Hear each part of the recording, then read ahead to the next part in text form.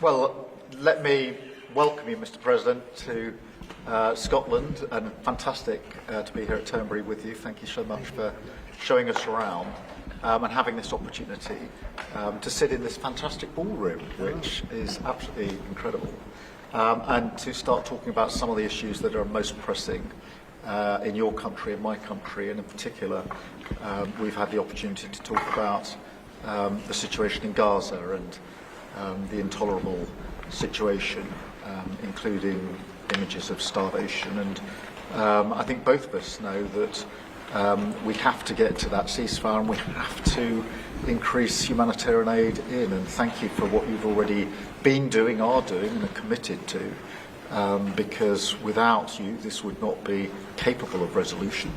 And I think that if we can work not just on the pressing issues of the ceasefire, but also on this issue of getting humanitarian aid in at volume, at speed, and then we've discussed a plan for what then happens afterwards.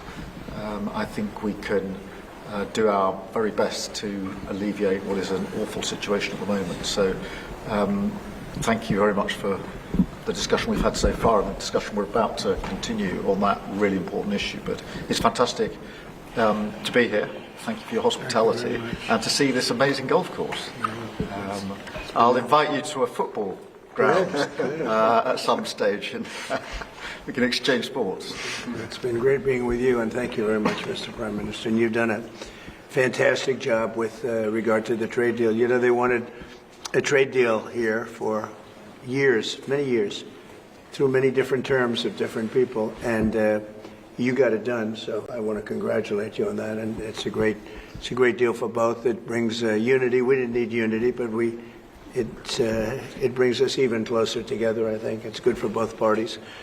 We also discussed, obviously, Gaza, and I think before we get to phase 2, which is, you know, what's going to happen afterwards, we want to get the children fed. We made a contribution a week ago of $60 million, all going into food. We only hope the food goes to the people that need it, because so much, as you know, when you do something there, it gets taken by Hamas or somebody, but it gets taken. But and we're prepared to help. You know, we want to help. It's a terrible situation. The whole thing is terrible. It's been bad for many years. But it's great to hear you feel the same way that I do. We have to help on a humanitarian basis before we do anything. We have to get the kids fed. So we've been sending in a lot of food. A lot of the food that's been going there has been sent by the United States. I spoke yesterday with the president of the European Union, Ursula, who was terrific also on the subject, and she's going to play a big role also in helping us. So we have a good group of countries that are going to help with the humanitarian needs, which is food, sanitation, and some other things. It's very difficult to deal with Hamas. As I said, you know, we got a tremendous amount of hostages out, but it would take place in drips and drabs. You'd get 10, you get 5, you get 2, you'd get 10, 12. We get 12 one time. Many of them would come to the White House, and they were so thankful. But I always said, when you get down to the final 10 or 20, you're not going to be able to make a deal with these people, because they use them as a shield. And when they give them up, they no longer have a shield. And the people of Israel feel so strongly about the hostages. Some people would take a different view, but they feel so strongly about the hostages. So that's an ongoing process. Hamas has become very difficult to deal with in the last couple of days, because they don't want to give up these last 20. Because they think as long as we have them, they have protection. But I don't think it can work that way. So I'm speaking to Bibi Netanyahu, and we are coming up with various plans. We're going to say it's a very difficult situation. If they didn't have the hostages, things would go very quickly. But they do, and we know where they have them in some cases, and you don't want to go riding roughshod over that area, because that means those hostages will be killed. Now, there are some people that would say, well, that's the price you pay, but we don't like to say that. We don't want to say that. And I don't think the people of Israel want to say that either, which is pretty amazing. A lot of people would say, just get it done and whatever it is. You could also say speed might be better for the hostages. You go through, with speed, you may have a better chance because they're in deep trouble. They're in deep trouble. You saw October 7th, and you saw what the damage and the horror that they committed. People can't forget that. They tend to forget it, but they can't forget. That was one of the most evil things I've ever seen. And you just cannot forget that. So we're very much involved. The Prime Minister's involved. I'm involved. And I think I can speak. We just signed a very big trade deal, the biggest of them all yesterday, right? And the European Union is very much involved in wanting to help with the Palestinians in terms of getting people fed. But the area of Gaza, another way of defining it is the area of Gaza. It's a very troubled place, and it has been for many, many years. It has been for many decades. So it's not like this just happened. This has been going on for a long period of time. So that's it. Our hearts are in the right place. We have some good news because the recent war that you just saw, they just announced, I see, the newest of the 5, now this would be 6 that we've stopped. I've stopped 6 wars in the last, I'm averaging about a war a month, but the last 3 were very close together. India and Pakistan and a lot of them. Congo was just, and Rwanda was just done. But you probably know, I won't go into it very much because I don't know the final numbers yet. I don't know. Numerous people were killed, and I was dealing with 2 countries that we get along with very well, very different countries from certain standpoints. They've been fighting for 500 years, intermittently, and we solved that war. You probably saw it just came out over the wire, so we solved it through trade. I said, I don't want to trade with anybody that's killing each other, so we just got that one solved. And I'm going to call the 2 prime ministers who I got along with very, very well and speak to them right after this meeting and congratulate them. But it was an honor to be involved, and that was going to be a very nasty war. Those wars have been very, very nasty. So we've done a lot of good work. We've had great support from the Prime Minister anytime we needed help, anytime we needed any form of support. You've been there. We appreciate it very much. And we're going to continue onward. We do have to take care of the humanitarian needs on what they used to call the Gaza Strip. You don't hear that line too much anymore. You don't hear the Gaza Strip, but it is the Gaza Strip, and it's amazing that it's not being handled a little bit differently. We're going to set up food centers, and we're going to do it in conjunction with some very good people, and we're going to supply funds. And we just took in trillions of dollars. We got a lot of money, and we're going to spend a little money on some food. And other nations are joining us. I know your nation's joining us, and we have all of the European nations joining us, and others also have called, and they want to be helpful. So we're going to set up food centers and where the people can walk in and no boundaries. We're not going to have fences, and they can't. They see the food from 30 you would say yards away, and they see the food. It's all there, but nobody's at it because they have fences set up that nobody can even get it. It's crazy what's going on over there. So we're going to work very closely together with your country, a great country.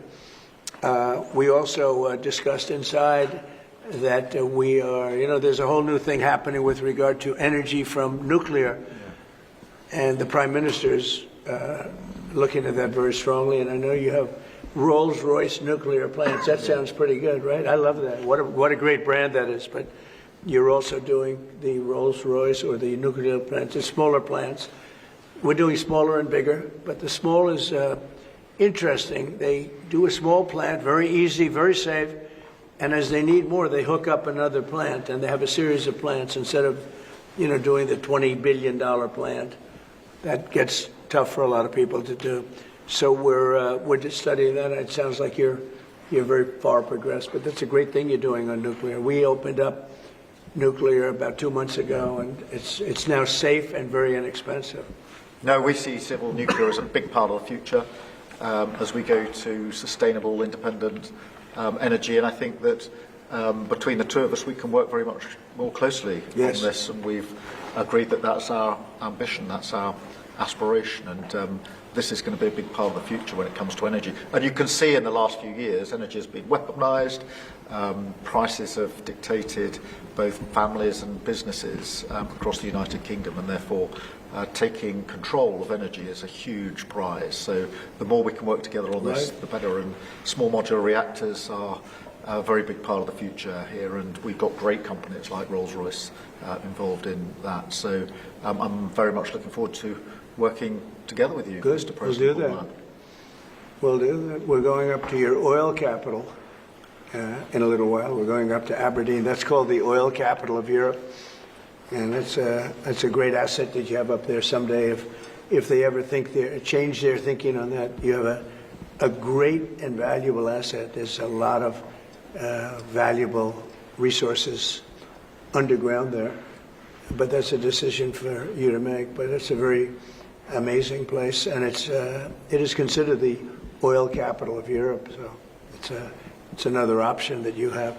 So we are doing really well as a country, and I think that the Prime Minister has been so supportive of us, and so strong and so respected, and I respect him much more today than I did before, because I just met his wife and family. He's got a perfect wife and family, and that's never easy to achieve, right? But I take no credit for that. But he's become a friend, and together we got a deal done that has not been able to be done. It was a deal that's very good for both parties. A really good deal for both of our countries, and very, very well received here in the United Kingdom. So thank you very much for having us. Thank you. Appreciate it. Any questions? Mr. President, on Gaza. On Russia.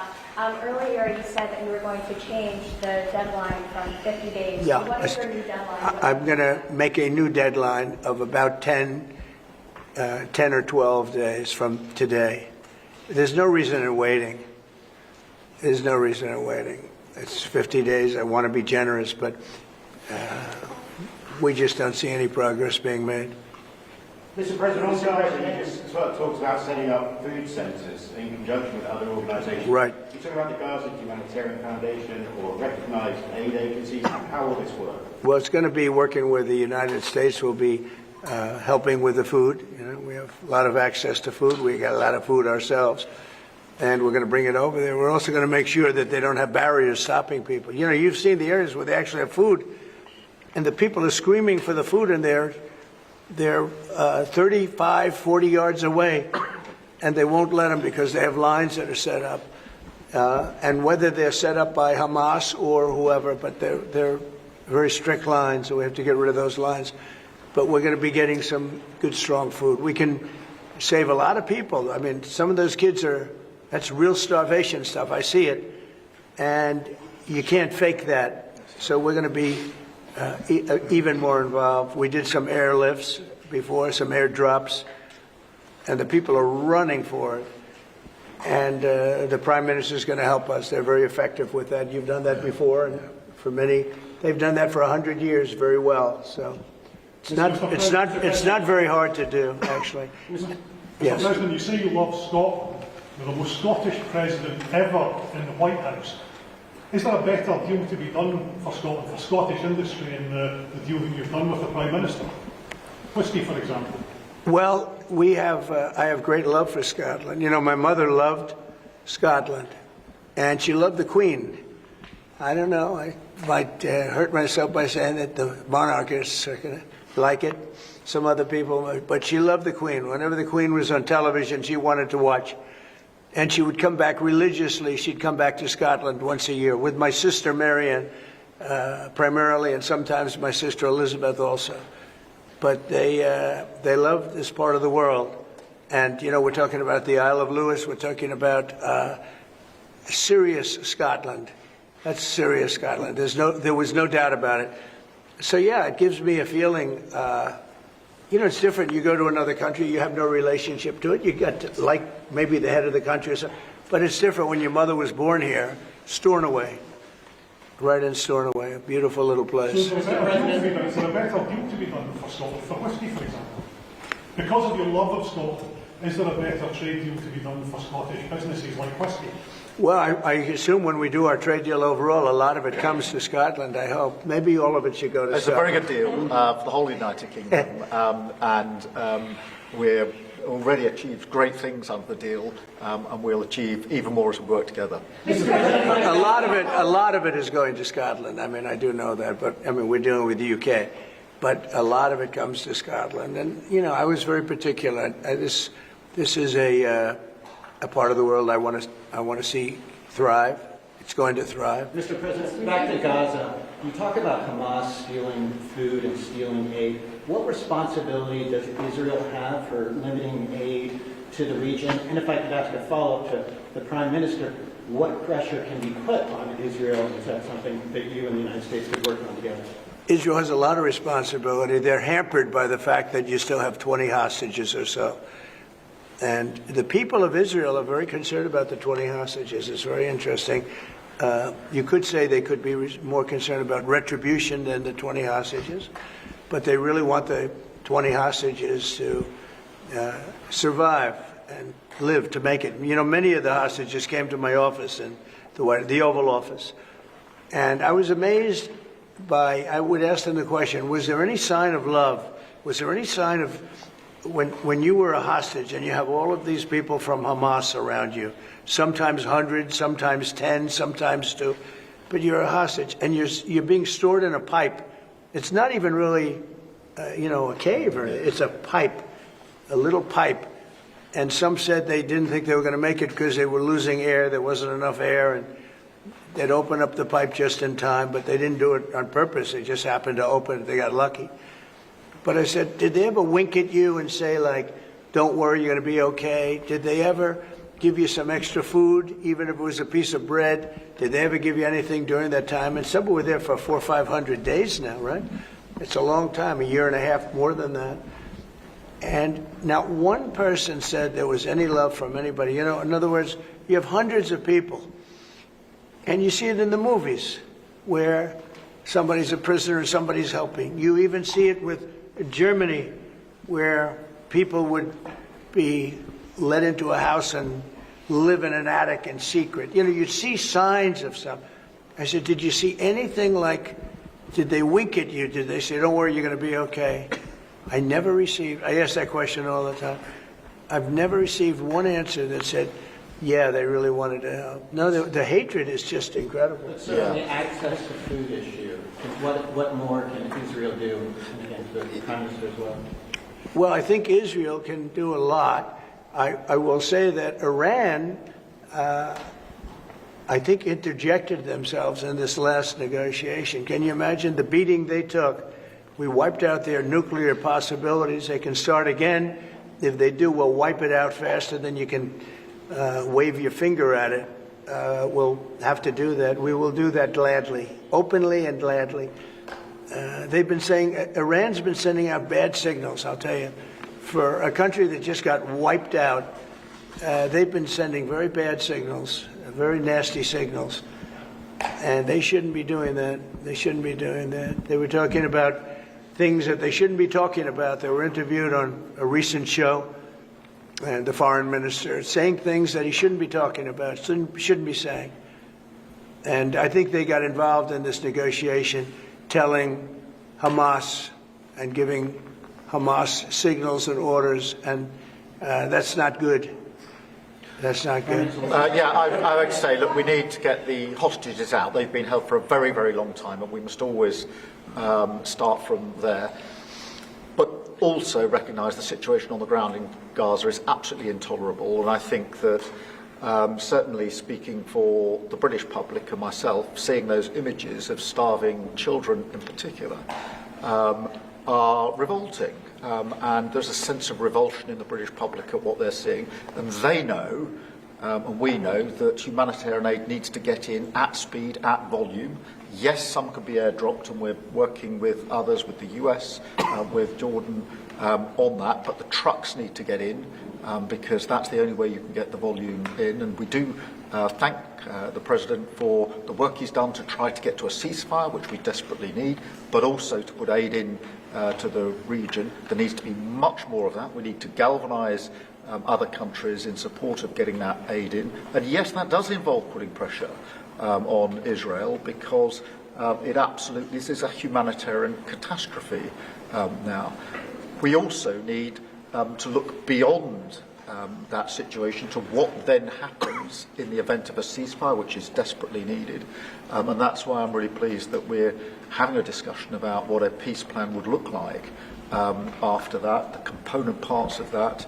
And we have to be really clear at this point that Hamas can play absolutely no part in any future governance in Palestine and and in Gaza. And it's really important that we're clear about what triggered this, who took the hostages, and calling out Hamas for what they are, which is a terrorist organisation. But I think today the focus has to be on getting that humanitarian aid in. Mr. President, will the UK avoid your pharmaceutical tariffs, and will it happen before August the 1st? Well, we'll be announcing on pharmaceuticals sometime in the very near future. We have a very big plan on pharmaceuticals. We want to bring a lot of the pharmaceuticals back to America, where they should be.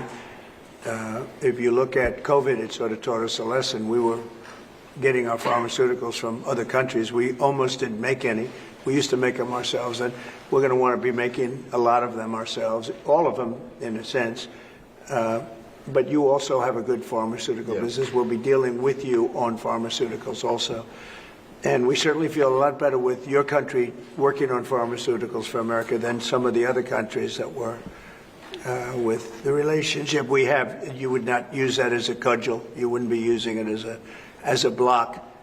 But we're going to be announcing sometime very soon, I think, pharmaceuticals are our whole thing. And the companies know. And drug prices are going to be coming down very substantially in the U.S., very, very substantially. And that'll happen very soon. Mr. President, we can all sense your frustration. No, go ahead. With Vladimir Putin. Hold it. We can all sense your frustration with Vladimir Putin. Yeah. Do you think he's been lying to you about his intentions in Ukraine? Well, I don't want to use the word lying. All I know is we'd have a good talk, and it seemed on, let's say, 3 occasions, it seemed that we were going to have a ceasefire and maybe peace, and you divide it up and you do whatever you have to do, that obviously to get to the end. And all of a sudden, missiles are flying into Kiev and other places. And I say, what's that all about? I spoke to him 3-4 hours ago, and it looked like we were on our way, and then I'd say, forget it, and I'm not going to talk anymore. You know, this has happened on too many occasions, and I don't like it. I don't like it. Mr. President, you have successful social media sites. There are new powers here to censor your site, states mandated. To censor my site? To censor your site. You mean Truth? And Truth Facebook. Social? I mean Truth. Is that okay? Well, I don't think he's going to censor my site because I say only good things. Will you please uncensor my site? Yeah, we're not censoring anyone. We've got some measures which are there to protect children, in particular from sites like suicide sites. We've had too many cases in the United Kingdom of young children taking their own lives, and when you look through their social media, they've been accessing sites which talk about suicide and encouraging, if you like, children down that road, and that is what we want to stop. It's nothing about censoring free speech. But this country is the proud free speech in this country has been for a very long time. We're very, very proud of it. We will protect it forever. But at the same time, I personally feel very strongly that we should protect our young teenagers, and that's what it usually is, from things like suicide sites. I don't see that as a free speech issue. I see that as a child protection issue. We actually passed a bill in Congress, headed up by my wife, actually, which was to pull bad stuff out having to do with children, because it is a problem. But I cannot imagine him censoring Truth Social. That's more of a very political, and it's been a very big success. It's not going to happen. And I only say good things about him and his country, so if they censor me, you're making a mistake. I'm going to give my ambassador the job, make sure it's not censored. It's not happening. I had not heard that. You're a big investor in this area, Mr. President. Say it? You're a big investor in this area of Scotland. To put it mildly. Like this ballroom that we built from scratch. Do you worry, though, about the risk of increased taxes here? Will that stop investing? And do you have a message last night on the soccer to the English Lionesses who won the European trophy? So I think that I have a theory that low taxes bring growth. We just passed a big tax cut bill, the biggest bill in the history of our country, actually. And one big beautiful bill. I used to call it the great one big beautiful. We took the word great out, but it's actually called the one big beautiful bill. It's essentially a very large tax cut bill for everybody. And our country's pretty soon, I think I can say it right now, our country has never done better. We had a country that was dead. It was dead 6 months ago, a year ago. Leaders from NATO, we had a very successful meeting at NATO. Your prime minister was there. It was an unbelievable love fest with all of those countries. And they agreed to go 5% and all the things. Very smart to do. But many of the leaders said, essentially, they said, your country was dead 1 year ago. 1 year ago, we had a dead, and we did. We had a dead country. We had a president who didn't know where the hell he was. We had horrible, horrible people running our country. I think they were sick people, actually, sick. You talk about censorship. Those are big. That's all they did was censor, and they didn't know what to do. And they had high taxes. They wanted more tax, total censorship, transgender for everybody, men playing in women's sports, everything bad they wanted, and they still do. That's what they still do. That's why they're down at 15% or something. I saw it today, the lowest that the other part of the Democrats have ever been. But no, I find that when you lower taxes, you get growth. I will say this, and the Prime Minister hasn't been here very long, in all fairness. I think he'll be a tax cutter. But I find that as we cut taxes, we did more business. Yeah. In my first tax bill, we cut taxes from 39% down to 22%. And we ended up at the end of the first year, when it was still a little raw, we ended up taking in much more revenue than we did at 39%. It was pretty amazing. And we're taking in a lot of revenue right now. And this was an additional tax cut. So I find, for whatever it's worth, tax cuts are very good. Mr. President, you moved up the deadline. It's now 10 or 12 days. Is the sanction the same that you're going to slap a 100% tariff on anybody who does business with Russia? So what I'm doing is we're going to do secondary sanctions unless we make a deal, and we might make a deal. I don't know. You don't know. It's we've done so many peace deals. This is the one I started out with, and I know President Putin called me. He wanted to know if I could help him with Iran. I said, no, I don't need your help with Iran. I need your help with Russia. And so that's the one deal that continues to linger. And we're losing 5,000. They're losing. I'm not losing. You're not losing. But 5,000 Russian and Ukrainian kids a week are dying. And that's not mentioning the people that are dying also in towns where, he's lobbing missiles into certain towns like Kiev. And he's got to make a deal. It's too many people are dying. It's a really bloody war. And the 5 is now, they're really telling me that number is obsolete. It's like 7. That's terrible. So you have 7,000 Russian and Ukrainian soldiers dying every single week for no reason whatsoever. So you would think, based on common sense, you would think he'd want to make a deal. We'll find out. No communication with Mr. publicly. Have you had any other through any channels conversations with the Russians reiterating this? In what? Reiterating this new pressure and deadline. We're going to have you're the press. I'm reiterating it to you. I'd say 10 to 12 days. I'll announce it probably tonight or tomorrow. But there's no reason to wait. If you know what the answer is going to be, why wait? And it would be sanctions and maybe tariffs, secondary tariffs. You know what a secondary tariff is. And look, the Russian economy, I don't want to do that to Russia. I love the Russian people. They're great people. I don't want to do that to Russia. But this thing, they're losing a lot of Russians. They've lost 1 million Russians. And that's the, sons. That's the sons and daughters of Russian families. They leave the house. They go, bye, Mom, bye, Dad, and then they get blown away. And Ukrainian, too. Look at Ukraine. It's a disaster what's happened there. But it continues to go on.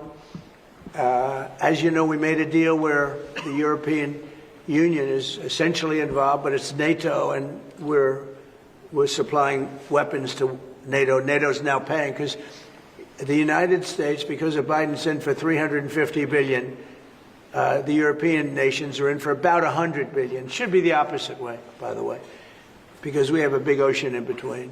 Should be the opposite way. But I think that eventually something's going to happen. It should happen fast. So many people are dying. You know, when I settled out with Congo and Rwanda, they lost almost 8 million people. And it just made so much sense. And if I didn't get involved, they wouldn't have done it. They weren't even thinking about settling it. It was just going on forever. And nobody could go into those territories because they'd get killed. They'd get killed. And now they have I hear it's a whole different ballgame. We settled it. This is one that should be settled. Russia, Ukraine. This is one that really should be settled. Mr. President, Scotland's First Minister has today set out his plans for a second referendum on Scottish independence. Can I get your reaction to that as someone with deep ties to Scotland? And, Prime Minister, can I also get your thoughts on that? If the SNP do win a majority in next year's election, then they have the right to hold the referendum. Well, I don't want to get involved in your politics. We got enough politics of our own. I will say that I predicted what was going to happen the last time. You remember, I was opening the first course over at Aberdeen, and I was over here, and at the same time, and they asked me that question. I made a prediction. It was the day before the vote, and I made it correct. I like to be correct, but I made a correct prediction. I don't know. I do say that when they made that deal, somebody said that it was, and I remember this very distinctly, I said, could they do this all the time? There was a little bit of a restriction, like 50 or 75 years before you could take another vote. Because, you know, a country can't go through that too much. I don't know the First Minister, but I've heard great things about him. I've spoken to him. I hear very good things about him, and I'm meeting him today. So maybe I'll have a better opinion then. And let me answer that straightforwardly, because I believe in a stronger Scotland, in a better United Kingdom. And I think that at a time like this, when it's quite clear that there's uncertainty and volatility around the world, the strength of the United Kingdom together is very important for all four nations, very important for Scotland. And that should be our priority, that should be our focus, not on the politics, which feels like the politics of yesteryear now, at a time like this. And I think that the First Minister should probably focus more on his delivery in Scotland than on his constitutional issues, and we might have a better health service in Scotland. But at a time like this, I think the United Kingdom is always stronger as four nations. I think that's better for all four nations. I think that's how Scotland is stronger. Look at the deal that we've been able to do with the United States, a really important deal that we made just months ago. That is what the United Kingdom can do when we act as a powerful set of four nations together, and there are very many other examples. Mr. President, you toured the Federal Reserve last week, and I did. you're set to meet this week. Do you think your visit has inspired a potential rate cut, or how do you see things shaking out this week? Well, it's interesting. I did tour it. I toured the building. Yes. And if you looked at this building, if you came here like 14, 15 years ago, we've had it a long time. It's been an honor to have Turnberry. But I was on much more opulent walls, ceilings, floors. We had to do this. And we did a very great job. I mean, you see how beautiful it is inside. Everything was saved. Everything was preserved. We had ceilings that were in bad shape. They were falling down. You know, it's very old. Wasn't properly maintained. Now it's brand new and beautiful. And we saved everything. If you really think here, you took a look and you were sort of commenting the coloring. Now, this is a brand new building. But if you look outside, it's equally opulent and beautiful, and we didn't do that by spending, hundreds of millions of dollars in surrounding a railing underneath the area that you're painting. I mean, I've never seen anything like it. Brand new, beautiful plywood, very expensive, wrapped around a figurine or a railing to preserve it. But you don't have to do that. You can just wrap a cloth, they call it a blanket, and you don't even have to do that if you're careful when you're doing the ceiling. But I don't know what they did. They'd take down a ceiling and put up a new ceiling, and the new ceiling had no opulence to it. Or they'd fix the ceiling. But I would say that all I need is a good plaster and a can of paint. And, you know, they spent $3.9 billion. And I spent a lot of money too, but it's I'd say 3.8 billion less, you know, meaning I spent probably $100 million making this place incredible. And you were saying a lot of that was local trades. I used local We were trades. looking at the windows, I think, in the next room. I had local trades do a lot of this. We have the most opulent windows next door, and I had a choice. Do I take them out? And, you know, they've suffered through 125 years of storms. You have very big storms in this area. When you have a storm, you have a storm. We do it properly. And they made it, barely, but they were in bad shape. So I had some local people come up and we looked at them. You have some great craftsmen here, I think is what you're getting at. And they said, sir, honestly, they've had it. We can copy it and do it much better. And they did. If you take a look at the windows in the various dining rooms, they're magnificent. And they're new, and they're much better looking than what was there. Same exact look, other than a much higher quality. But do you foresee a rate? And they're local people. I used a lot of your local people. You have really great local tradesmen here, yes? But do you foresee a rate cut this week? Do you expect A rate cut? Yeah, do you Meaning expect a tax cut? No. Do you expect the Fed to cut rates this Oh, week? I think he has to. You had 11 cuts, you know? In Europe, they had 11 cuts. In other places, they had 10 or 11 cuts. And we had none, but I'm not going to say anything bad. You know, we're doing so well, even without the rate cut.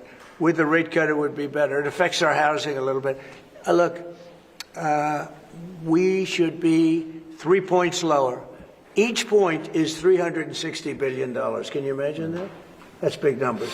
Each point, 1 point of cut, is the equivalent of $360 billion in savings.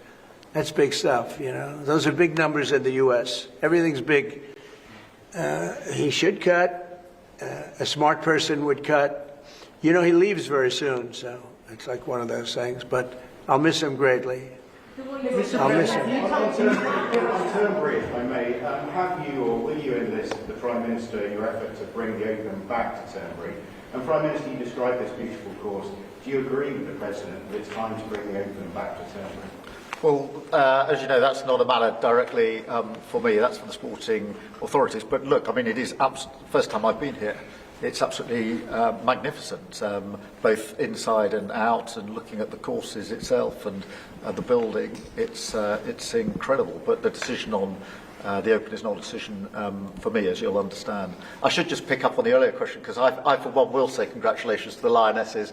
Last night, our women's football team won the Euros, defended the Euros, I should say, it's a big story. which was a really big success, and the mental and physical resilience that they showed was quite incredible. So it's a big deal. There's a lot of bunting out today and tomorrow to celebrate them bringing that cup home. Did you get the chance to do any planning for the upcoming state visit, and how's that going to work? Where would you stay, and anything about this? Well, I'm looking forward to it. It's never been done before, twice. We had our original at Buckingham Palace, and now I guess we're going to Windsor. And it's never been done, and I'm a big fan of King Charles. I've known him for quite a while. He's a great guy, great person. He looks really well to me. He looks great. So we look forward to coming over. It's going to be... It was one of the most beautiful evenings I've ever seen. I hate to say it, but nobody does it like you people in terms of the pomp and ceremony. It's true. And I look forward to being here with the ambassador. Our ambassador is a very, very successful man who just wanted to do this. And I said, how are you going to be able to do that? And he's so committed to, you know, the relationship between the countries.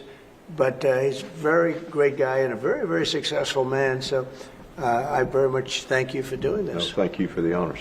Mr. President, will you go to London, or are you worried it's no longer About what? Will you visit London during the state visit? I will. I'm not a fan of your mayor. Why not? I think he's done a terrible job, the mayor of London. But the nasty person. I think he's done. I think he's a friend of mine, right? No, I think he's done a terrible job. But I would certainly visit London. Yeah. Would you want Parliament to be recalled? So MP Nigel Farage has asked for Parliament to be recalled when you're there. Well, I like Nigel. I mean, Nigel, as you know, is a friend of mine. Nigel's done very well. He's a friend of mine. And Keir's a friend of mine. Would you recall Parliament so that the President can talk to MPs? Well, Parliament's in recess at the time, but look, I do want to be clear. This is an unprecedented and very special state visit. This has never been done before, and there'll be many elements of it that have never been seen before. So this is going to be a historic occasion, and we're all very much looking forward to it. And I was very, very pleased to be able to put forward the invitation when we were at the White House earlier this year. So this is not just a state visit. They're always incredible occasions, and this is an unprecedented second state visit. So you can imagine just how special that's going to be. The fact that it's never been done before, and that's because it's non-consecutive, and it's the only reason it could be, made it even more interesting, frankly. So it's going to be great. And being with Charles and Camilla and everybody, I've gotten to know because of 4 years and now 6 months. I've gotten to know a lot of the family members. They're great people. They're really great people. And in that sense, I think that the UK is very lucky. You could have people that weren't great people. I don't know if I'd say that, but you could have people that weren't. But we're very lucky to have our royal family. Absolutely fantastic. So we really look forward to that. As far as Parliament, if he wants me to speak in Parliament, I'll do it. Okay? But it doesn't have to be then. It could be some other time. Maybe we should save it for another time. Well, we'll let the one visit speak for itself. But anytime, if I could be helpful, I would certainly do it. Thank you. Mr. President, with the EU deal, alternatives are you considering to get the hostages out if there's no ceasefire deal? Well, there are a couple of alternatives. Some are pretty strong, but the most sensible alternative is talk and negotiation. But I said a long time ago, at a certain point, they're not going to be talking because they're going to lose their shield. The hostages are a shield for them. They did horrible things on October 7th.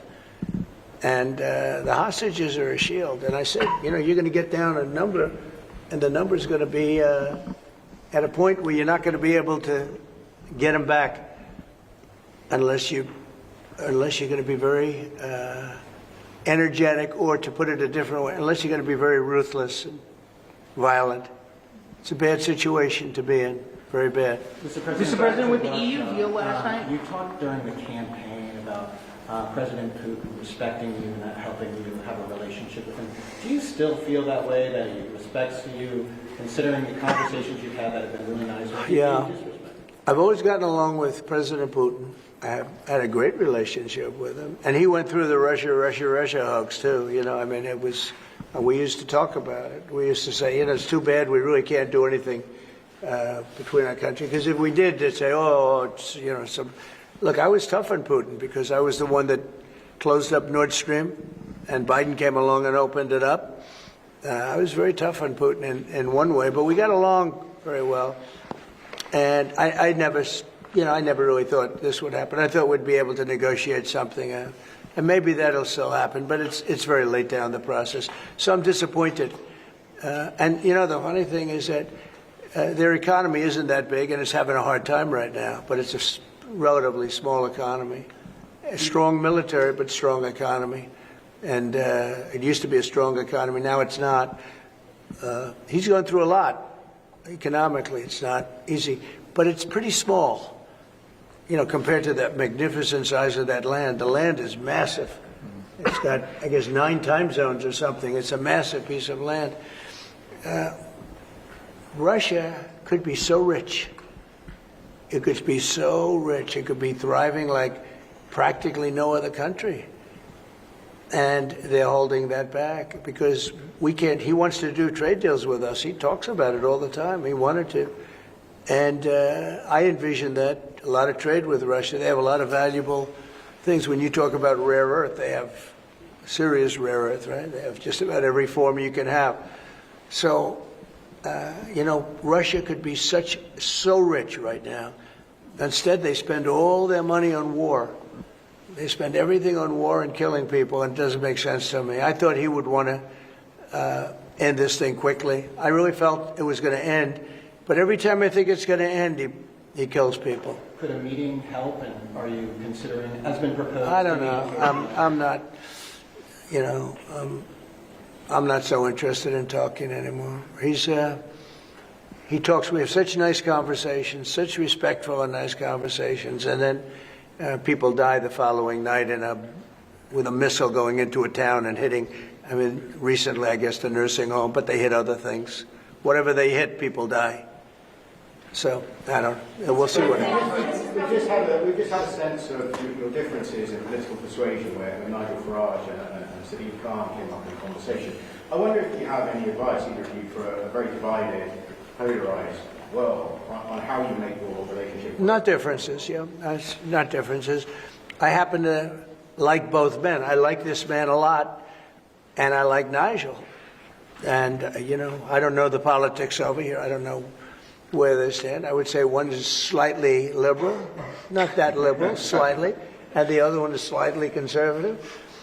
But they're both good men.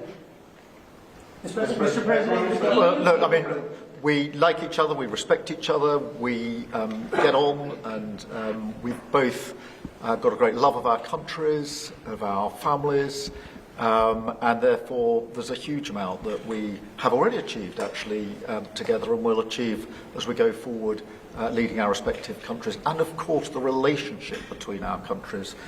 Donald, we were talking about this morning, that whether it's defence, security, intelligence sharing, it's a close historic relationship. We have fought together in the past. We've always stood together. And I, for one, am very pleased that we've got such a good personal relationship between us. And I think it just shows that even if you come from different political perspectives, different backgrounds, actually there's a huge amount of common ground when it comes to what is in the best interests of our two great countries. And they are two great countries. And I think that because we focus on what's best for our countries, we get along very well. And I'm very pleased that that's the case. Mr. President. Well, I do know he wants to cut taxes as much as he can. And, politics is pretty simple. I assume there's a thing going on between you and Nigel, and it's okay. It's two parties. But generally speaking, the one who cuts taxes the most, the one who gives you the lowest energy prices or the best kind of energy, the one that keeps you out of wars, he's kept you out of wars, but the one that keeps you out of wars, you have a few basics and you can go back 1,000 years, 1,000,000 years, whoever does these things. But low taxes, keep us safe, keep us out of wars, no crime, stop the crime. And in your case, a big immigration component, because I know that your attitude has become strong on immigration, strong on the toughness of immigration. But I think whoever's going to be, I think I won because we had a lousy president, to be honest with you. We had an incompetent president. But I won because I was very strong on immigration. Now, we had inflation. We had sort of a bad economy with this guy. We had a lot of problems. But I focused on immigration more than I did anything else. And I think I won because of immigration. I think I won because of the border. I had a bad border where millions of people were coming in to our country illegally. And as you know, in last month, 0 people came into our country illegally, 0. So we went from a bad, incompetently run border to the most competently run border that anybody's ever seen. Prime Minister, the President makes it look easy dealing with illegal migration. You must be envious of his record in such a short period of time. Well, I think we've been discussing illegal migration is a huge issue in both of our countries. In the United Kingdom, it is a real cause for concern, and that's why we must bear down on it in all its aspects, upstream, across Europe, where a lot of ours comes through northern France, across the Channel, working with our allies, with our colleagues, to break the gangs that are actually running this trade. But equally being very strong that when people have arrived in this country who've got no right to be here, then we should be removing them to their own country. And that's why I'm really pleased that we've been able to focus on this very intensely and get 35,000 people out of the United Kingdom who had no right to be here. Because the message has to be, you can't make your way to the United Kingdom. We won't tolerate our rules being broken. And if you get here, you will be returned to where you came from. And it's really important that we bear down on that. We're such an attractive place for people to come because they want a better life, because we are a wonderful country.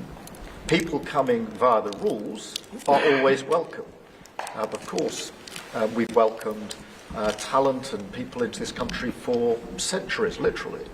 But what the British people will not tolerate is those that break the rules, those that come through irregular routes, and that's the really important distinction here.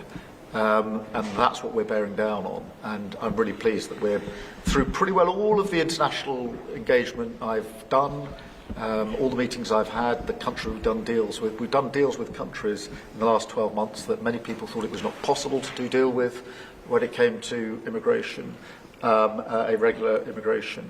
And we've returned thousands of people who've got no right to be here. And that, I think, is... for the British people, we're a reasonable, tolerant country where people are coming lawfully to contribute to our communities, to our country. Then, of course, they're welcome and have made a great contribution. But what people will not tolerate is those that are breaking the rules. And that is an issue of today, but it's a very British thing. We are people who respect rules. We don't approve of those that break rules. I can say, though, that I had one of the greatest victories, they say the most consequential in 129 years, so I don't know about that, but it was pretty close. And we won all of the swing states, which never happens. We won the popular vote by millions of votes. We won, tremendous electoral college sweep. And I believe I did it more than anything else because of my strong stand on immigration. And I don't think this country is any different in that sense. I think it's a big factor. And it is with a lot of the European countries.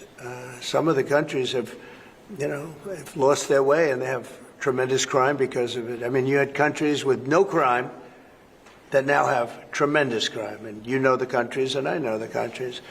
And so I think it's a huge factor in any election, not just this election, but in any election. I think the one that's toughest and most competent on immigration is going to win the election. But then you add low taxes and you add the economy. He did a great thing with the economy because a lot of money is going to come in because of the deal that was made. But I think that immigration is now bigger than ever before.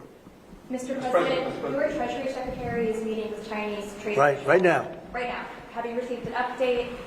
Do you expect a deal when these talks are over, especially with the August 1st deadline? No, they're meeting right now. And, we have a good relationship with China. But China's tough. And like you're tough, we're all tough, yes. But we're going to see what happens. We just concluded our deal with Japan. It was very good for everybody.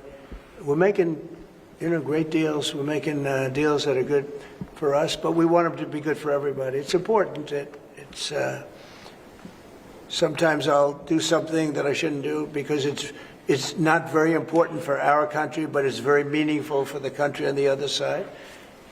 And I'll let them have that point because it's very important for them. So I don't know, but we've made a lot of deals in the last couple of months. And then ultimately, as you might as well know, we're going to because we have, you have 200 countries, more, but people don't know that. You got a lot of countries. And I wouldn't want to sit down with 200 people and have to deal the way he was calling me all the time. We want this, we got to have that. These are tough negotiators. These are, look, they're smart people, they're tough negotiators. They know what they want. And, but we're going to be setting a tariff for essentially the rest of the world. And that's what they're going to pay if they want to do business in the United States. Because you can't sit down and make 200 deals. But we've made the big ones. We just finished Indonesia. They opened up their country. We just finished Japan. They opened up their country. You know, Japan opened up the country. They were totally closed. They opened up to our cars, even to rice. Rice was a big deal. They would never take anybody else's rice. They're taking rice. But they opened up their country. Philippines, we just finished. They opened up their country. They were very closed. I'd love to see China open up their country. So we're dealing with China right now, as we speak. Yeah, we're dealing with China right now. The deal you've got with the UK is better than one with the European Union. Is that because you think Brexit was a good idea for this country? No, look, you know, we have a very special relationship with this country. Like, you know, my mother was born here. And not only born here, loved it. She'd come back, I told you, religiously every year. And she'd go up to Stornoway and see her relatives. But she loved the country. Yeah, that probably has, it always has an impact. Always has an impact. But, you know, Germany has a new leader, and I think he's terrific. I think you like him too. Yeah, I think he's terrific. My father was born in Germany. Or is Germany, his parents were just out. But, so, you know, you have a lot of feeling for this part of the world. I do. I want to see this part of the world do well. Germany, Scotland, UK. I want this part of the world to do well. All of the nations. You know, you do feel a certain, you have a feeling, a warm feeling toward a part when your parents are born essentially here. And I think maybe it's slightly different. Maybe it's not. I don't know. But maybe it's slightly different. Mr. President, can you completely rule out a pardon for Ghislaine Maxwell when you landed? Is that something you would ever consider, and why? Pardon for who? For Ghislaine Maxwell. Well, I'm allowed to give her a pardon, but nobody's approached me with it. Nobody's asked me about it.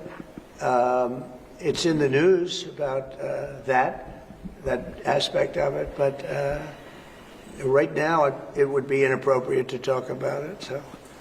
Mr. President, your opposition to offshore wind is well known. In Scotland, wind is a disaster. But in Scotland and across the UK, wind farms. I know, it's a shame. It's not his fault. Well, I used to tell Alex Salmon. Have you spoken to the Prime Minister, and will you speak to the first? Well, all I can do is give my look. Wind is the most expensive form of energy, and it destroys the beauty of your fields and your plains and your waterways. And look out there. There's no windmills, but if you look in another direction, you see windmills. When we go to Aberdeen, you'll see some of the ugliest windmills you've ever seen. They're the height of a 50-story building. And you can take 1,000 times more energy out of a hole in the ground this big. This big. It's called oil and gas. And you have it there, the North Sea. This big, that nobody would even see. You can take 1,000 times more power. Because the wind is intermittent, it doesn't work. It's extremely expensive. All the windmills are made in China. They used to be Germany and China. Now they're mostly in China. They all come out of China. They say that the blades, which are carbon fiber, you can't bury. Oh, okay, you can't bury. What are you going to do? Dump them in the ocean someplace? Because they only last a certain period of time. And remember, a windmill has a life of 8 years, especially when they're out in the salty sea. And they start to rot and to rust. You're going to have to replace them. It's very hard to replace them. Wind needs massive subsidy. And you are paying in Scotland and in UK and all over the place where they have massive subsidies to have these ugly monsters all over the place.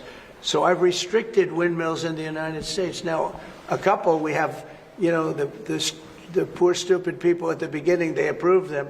So they have their full approvals. But I've restricted windmills in the United States because they also kill all your birds. You know, they wipe out. You know, it's interesting. If you shoot a bald eagle in the United States, they put you in jail for 5 years. And yet windmills knock out hundreds of them. They don't do anything. You explained that. So it's a very expensive energy. It's a very ugly energy. and we won't allow it in the United States. So we believe in a mix, and obviously oil and gas is going to be with us for a very long time, and that'll be part of the mix. But also wind, solar, increasingly nuclear, which is what we've been discussing this morning, civil nuclear as we go forward. The most important thing for the United Kingdom is that we have control of our energy, and we have energy independence and security, because at the moment, whatever the attributes and facilities in the North Sea, that is sold onto the international market. We buy it back off the international market. That was a historic mistake in my view. But what we need is a mix so that we get the energy security that we need for the future, and that's the focus of everything that we're doing. But what we have discussed today is that the energy prices are too high, which is why we recently took measures to reduce the energy prices, particularly for energy-intensive businesses. But in the long run, the only way to reduce your energy prices is to take control of your energy, and that's what we're doing, taking control of our energy. Mr. President, our King Charles, who you're a great friend of, is a big fan of eco-projects, of windmills, as you call them. Is he wrong? So King Charles is an environmentalist, I will tell you. And I say that in a positive way, not a negative way. And every time I've met with him, he talked about the environment, how important it is. And I'm all for it. I think that's great, you know. King Charles, more than anything else, loves the country. But I got to know him very well. He truly is an environmentalist. He wants clean air, clean water, you know, all of the things that we all want. Mr. President, you have said that you have not been briefed on the Epstein files, or your name has not appeared in the Epstein files. But doesn't the AG have to tell you if your name is... Well, I haven't been overly interested in it. You know, it's a hoax that's been built up way beyond proportion. I can say this, those files were run by the worst scum on earth. They were run by Comey, they were run by Garland, they were run by Biden and all of the people that actually ran the government, including the auto pen. Those files were run for 4 years by those people. If they had anything, I assume they would have released it. The whole thing is a hoax. They ran the files. I was running against somebody that ran the files. If they had something, they would have released. Now, they can easily put something in the files that's a phony. Like, as an example, Christopher Steele, a person you know well, happens to be from your country. But Christopher Steele, as an example, wrote a book, a dossier. We call it the fake news dossier. And the whole thing was a fake. The whole thing was a fake. They could put things in the file that are fake. But those files were run by bad, sick people. If they had anything, why didn't they use it when I was killing Joe and then he gave out because he was 25 points down? And then I got somebody new. Nobody even knew anything about it. She was a horrible vice president. She was a border czar, but she never went to the border. She never once called a border patrol agent to find out how we're done. But she was the border czar. Her name was Kamala. Nobody knows her last name. It was Harris. But nobody knew her last name. So I ended up, how would you like to end up in a race where you're killing somebody, you're beating him, and then they say, all right, we'll take him out. He's not working. Let's put somebody else. And then she had a 6-week honeymoon.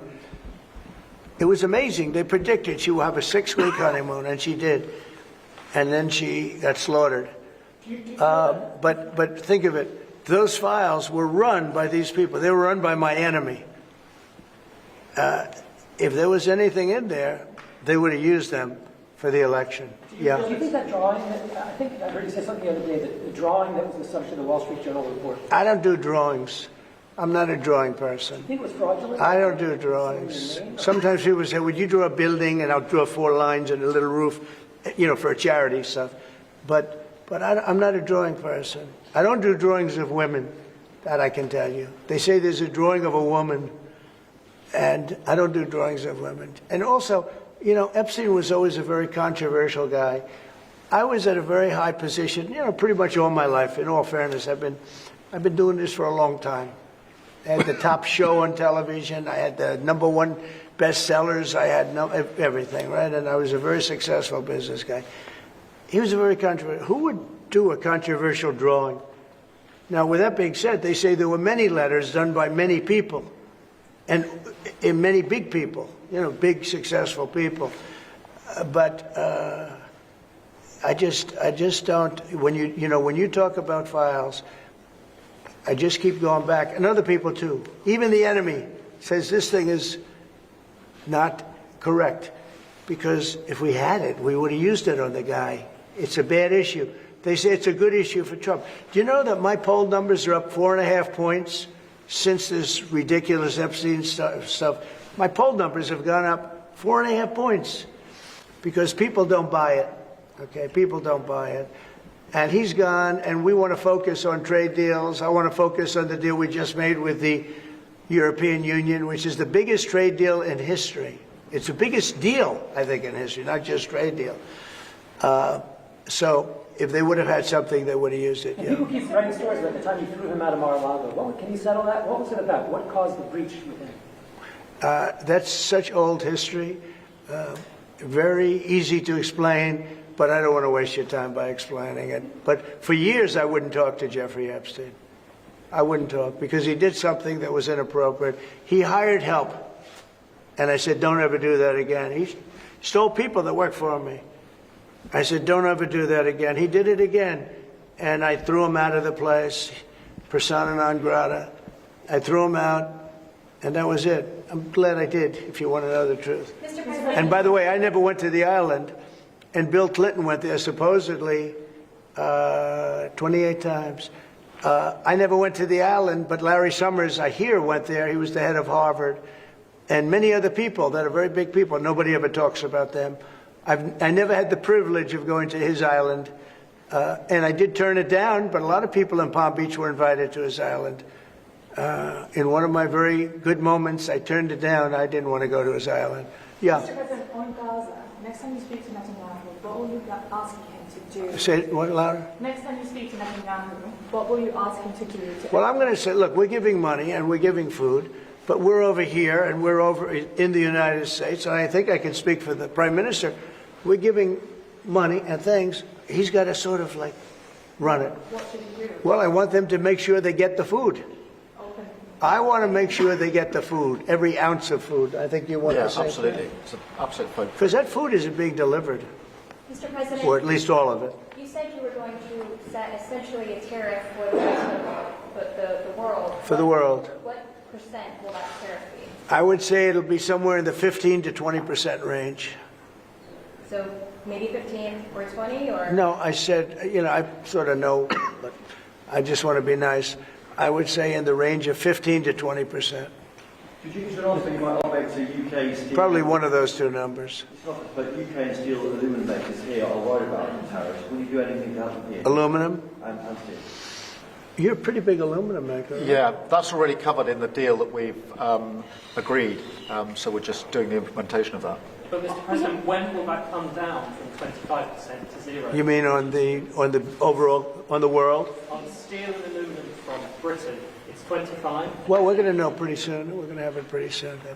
Mr. President, You have no idea that these people are tough negotiators, okay? But we're a big buyer of steel. But we're going to make our own steel, and we're going to make our own aluminum for the most part. But we buy a lot of aluminum from right here, and a lot of steel too. Yeah. Who are you with? Who are you with? Because you're asking such a nice question. GB News, Bethlehem from GB News. Very good. They're lucky.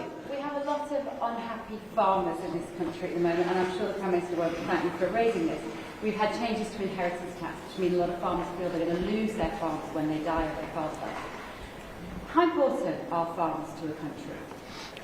You mean they're going to lose the farm because of estate taxes? Correct. So what I've done... They pay so much, they're cash poor, but they have great... I know. Well, they're cash poor. They're land rich and cash poor.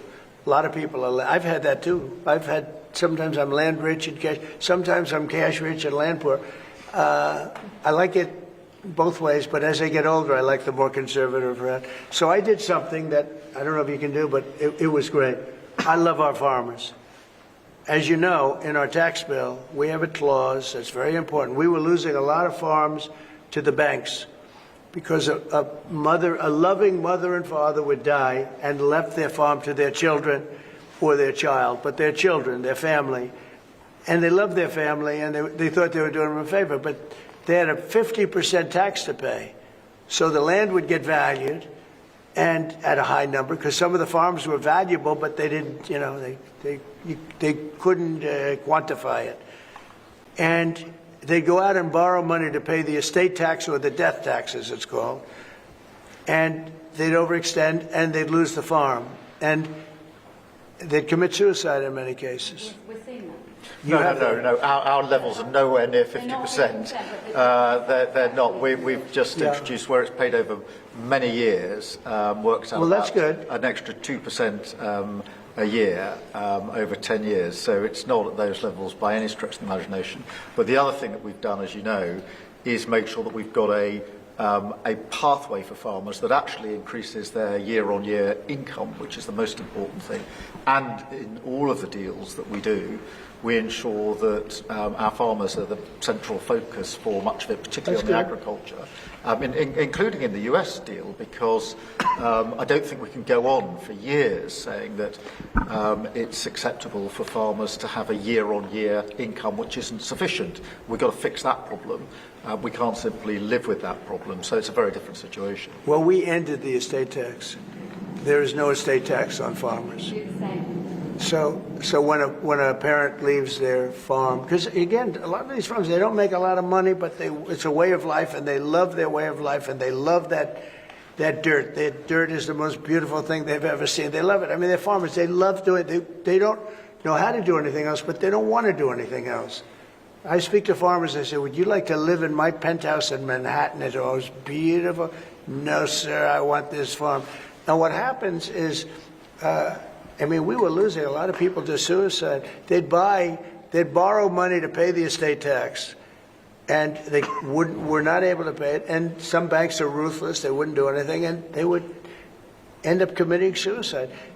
We have totally ended the estate tax in those situations, so there's no estate tax. So when a parent leaves the farm to the kids, they don't have to worry about their local, possibly unfriendly banker coming in and stealing their farm. Back to migration, one of the hot issues in Britain is migrants being housed in hotels and people in the local communities not feeling safe. Is that an appropriate place for housing migrants? I don't like anything about it. They shouldn't be allowed in. Anybody illegally should not be allowed in the country. Thank you all very much. Thank you.